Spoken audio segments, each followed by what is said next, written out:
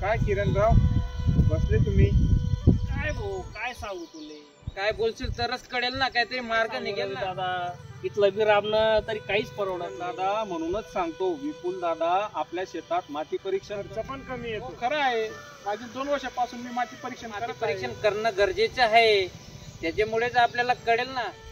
हो हो. चला तर मग आपण आत्म्याच्या साहेबांकडे जाऊन माती नमुना कसा घ्यावा याबद्दलची माहिती जाणून घेऊ. कसं आहे, जावं लागेल आपल्याला. नमस्कार साहेब. नमस्कार.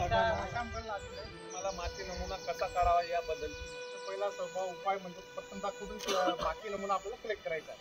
जिथं पाणी साचतं जिथं आपण झुरं बांधतो किंवा जिथं आपण गाडी कचरा किंवा घाण टाकतो त्या कुठं ठेवतो अशी जागा आपल्याला शेताकडून निवडायची नाही.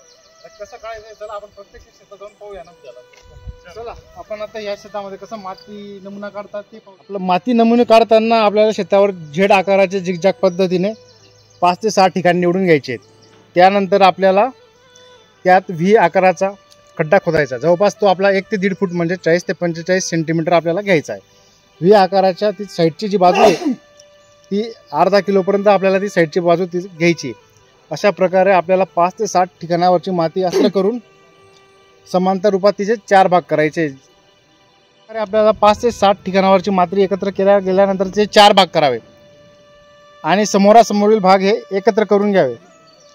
या पद्धतीने आपण ते करत जावे जोपर्यंत आपल्याकडे अर्धा किलो माती उरत नाही. ती माती स्वच्छ आपल्या कापडी पिशवीमध्ये घेऊन ती परीक्षण लॅबसाठी आपल्याला त्या जमा करायची आहे. आपण स्वच्छ बॅगेत कापडी बॅगेत ती माती भरून घ्यायची आणि माती लॅबला ती जमा करायची आहे आपल्याला. अहो साहेब, हे तर खूपच सोपं आणि फायद्याचं आहे. आम्हीही सगळे माती नमुना घेऊ आणि लॅबमध्ये चेक. हो दादा, खरं आहे ते, पण याचे फायदे तरी काय व खर्च किती? फार नाममात्र आहे. याचे फायदे असे की आपल्या जमिनीचं आरोग्य आपल्याला कळतं, काय अपूर्णता आहे खतांमध्ये, NPK नत्र स्फुरद ते आपल्याला कळतं.